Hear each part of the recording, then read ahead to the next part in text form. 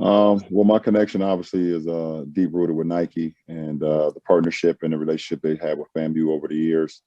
And I've always wanted to be in support of HBCU schools. So the opportunity came about with FAMU, and I jumped right on it. And it's a prestige institution, great school, great campus, great kids, great lineage, and great history. So it fit perfectly, and I'm happy to be a part of that program. Thank you.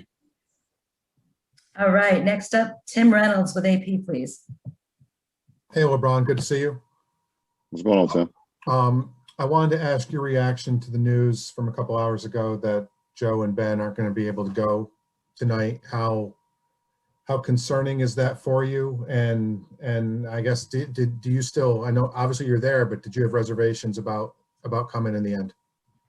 Well, I think it's very unfortunate that Joel and Ben won't be able to play in our game tonight.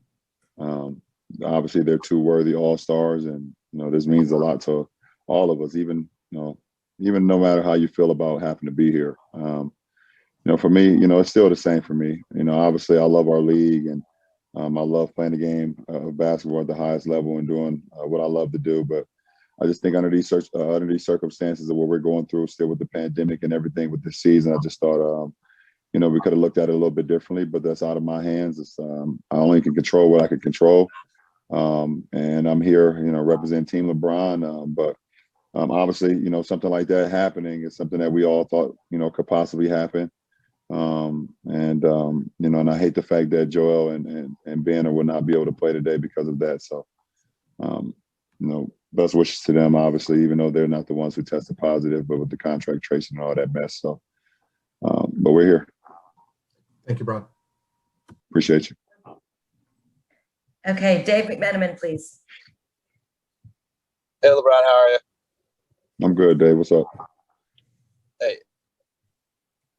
So about the league partnership with More Than a Vote, and if you could tell me what that means to you to have that idea be sparked early on in the summertime and everything that organization has been able to accomplish in the months that has followed. Yeah, I think it's just been a great thing that we've been able to do with More Than a Vote. Continue to highlight and continue to educate people on what's going on in a lot of our communities with the voter suppression and things of that nature. And obviously, making sure that people don't think that the job is done. The work is not completed, is never completed, even if you have a victory. It's never completed. And, we just wanted people to know that even with the election that happened, and obviously it happened in a lot of our favor in November, that there's still more there's still more work to be done. And that's what we're continuing to do now, especially here in the Georgia area, especially here in Atlanta with Stacey Abrams and that group. Just continuing to highlight how votes in our Black communities are trying to be taken away. So, it's a great thing that we've been able to do, but we want to continue that. We want to continue to educate and continue to, enlighten people on what's going on in our communities so we can better our communities. That's the most important thing. Okay, Mark Medina, please. Hey, LeBron, good to see you. With the 1-year anniversary approaching with the season shutdown, I was wondering, how do you remember how you processed the play-by-play of that week of first the idea of games being played without fans, and then what happened in OKC, that game, and then the league ultimately shutting it down? Yeah, it was just it was a wild week for our team, to be honest. We had just I believe we had just played Milwaukee. We played the Clippers. We lost a heartbreak game versus the Nets, and we were gearing up to play Houston on that Thursday at home. So, it was a pretty good week for us, and we were really starting to hit our stride as a team, our first year together, first time with our new coaching staff. And then when we seen the events that happened in OKC, it was just so you didn't know really what to think. It's the first time it's ever happened in any one of our major sports leagues. So to see it happen, you knew at that point that it would trickle down to everyone else. And you was hoping, you was wishing for the best, but you kind of knew that the inevitable was going to happen. So we just kind of stayed patient and just waited till we got the call. And we was hoping that it would only be a couple weeks, or it shut down for a little bit. We get a handle over this thing, and obviously, that was being way too optimistic. So, we just took it. We just took it as a league, took it as players, coaches, everyone, organization. It was just very difficult and challenging for all of us because it's just, something that we never experienced before. Okay, Joe Barden, please. Hey, LeBron. What's going on, Joe? Hey, man. Hey, kind of along the lines of the pandemic stuff.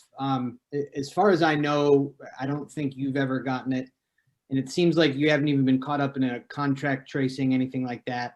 So I'm just curious what you have done to avoid all of that. Not only not getting sick, but not even, the contract tracing stuff, all that. I think it's all luck, man. I can't sit here and tell you I'm an expert on this whole thing. It's just luck. I mean, you have no idea. I mean, how you can possibly contract it or how you can get it. I mean, we know the cases, we know the studies, we hear the doctors and things of that nature, but I've just tried to follow protocol as much as it's been laid out to us. I go to the facility and I go home. Or then I go to the arena and I go home, with my family. But, you don't know. I mean, I got kids, I got kids that, go to school at times. Sometimes the schools are open, sometimes they're not, but you don't know. They could bring some things home. You don't know. So, it's just all in the faith of the man above. And then just trying to, I try to stay clean and try to get my sleep. I think that helps. I think that helps with any illness, just getting, your optimal rest, keeping your body as fresh as possible and keeping a clear head about it all. But I just part of luck. I can't sit here and say that I'm a ghostbuster when it comes to COVID, because I'm not. I just try to follow the protocol. That's all. Okay, Dan Woike, please. COVID Ghostbusters sounds like that could be the next movie. That's good. I like it. LeBron, this is probably a really basic question, but All-Star Weekend is usually such a highlight for the league, a highlight for its players to see each other, go out, have a good time. How stark is the contrast? I mean, obviously I'm here, I'm not there. What's it like there? Does it feel like anything close to an All-Star game? No, not really. I mean, you get excited about this weekend because you're gonna not only you're gonna play the game, if you're a part of the game, but you get to do so many events.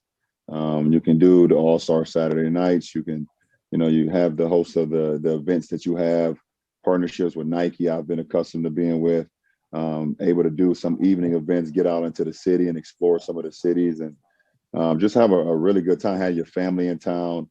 Just have a weekend of just like extreme fun. And, we have everyone in town that one weekend, including you guys. I mean, like you said, you're not even here. And it's unfortunate that this is when everyone in basketball, the world comes to one city and we all enjoy. And I guess, we all really sit back and be like, wow, this is what this game has built.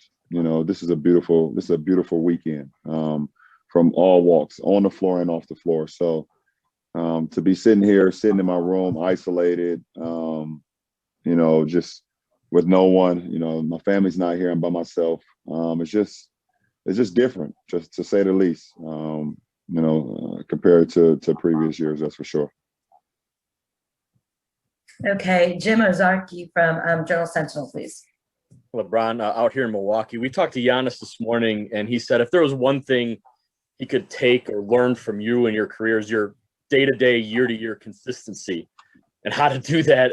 He said it's a dream of his, I guess. I guess in that vein, do you see a parallel to a degree in that the walls that teams want to build for him to stop him from the rim, maybe forcing him to change his game? I think you dealt with that a little bit earlier in your career around that same age.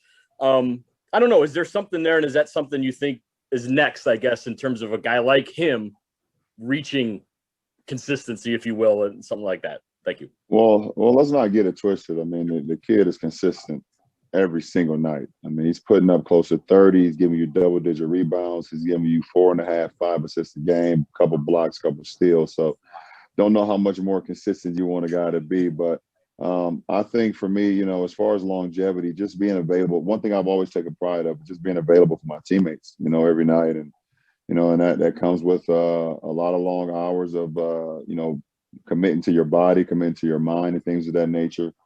And I think it's we all know how Giannis wants to be great, and the great ones figure out a way to continue to improve, and it's just that simple. And there's no doubt in my mind that he will continue to improve his game, continue to expand his game as he goes along his journey. So, I don't see him not continuing to get better, and that's a scary thing to say because he's already so dominant in our league.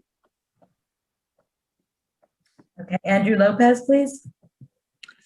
Hey, LeBron, it's Andrew from ESPN here. Wanted to ask you something just about alley-oops, working on something. To you, what makes a good alley-oop a great alley-oop? And then as a passer, where are you looking when you throw them? Are you looking to a certain spot? Are you trying to figure out who you're throwing it? Like, what goes into that for you? Well, to answer your first part of the question, what makes a good alley-oop I think the worst passes are some of the best alley-oop finishes because it challenges the guy who's receiving it to actually contort his body, maybe jump a little higher than he wanted to, stretch out his wingspan and actually come down with it and able to finish either with the left hand or the right hand. I've been fortunate enough to be a part of some bad alley-oops that's turned out great. And, and I've seen a lot of them on some highlight tapes, things of that nature. That's pretty cool. For me as the passer, I'm always looking at the second line of defense, in a half court situation. Because there's always a bottom guy or someone that's ready to come over and try to help on a lob or a pass, things of that nature. So want to put my offensive player in the right position where all he has to do is go up and go get it. But on the break, most of the time it's just a 2-on-1, or if it's a slow, like a drag or a slow break, you kind of just reading the line of defense. And I just throw it up there kind of to the sometimes to the corner of the backboard or right in front of the rim, depending on my angle.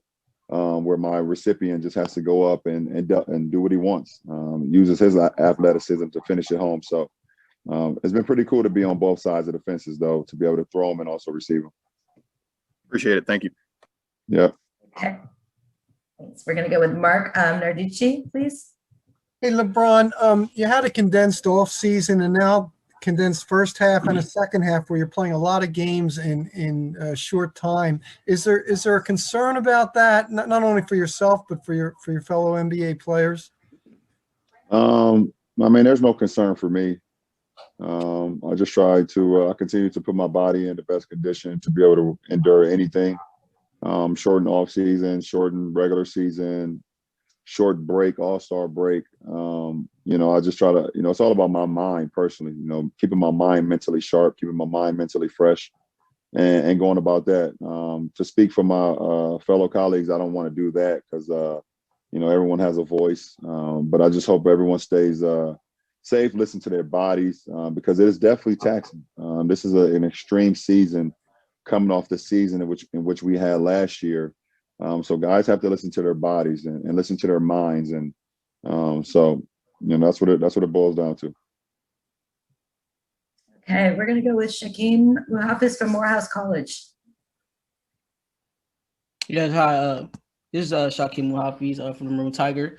The question I want to ask you: when was it a point in your career that you saw the importance of HBCUs?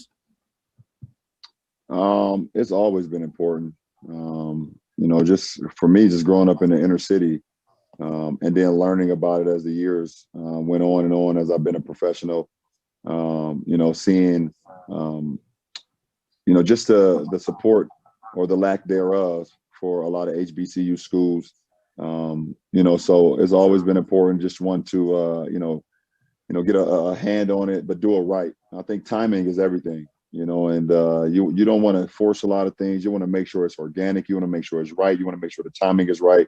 The platform is there so we can highlight it more than just, giving money. I think, given the support and given the structure and given the resources, is just as valuable too as the money. So, but it's always been important. I've had a few friends that went to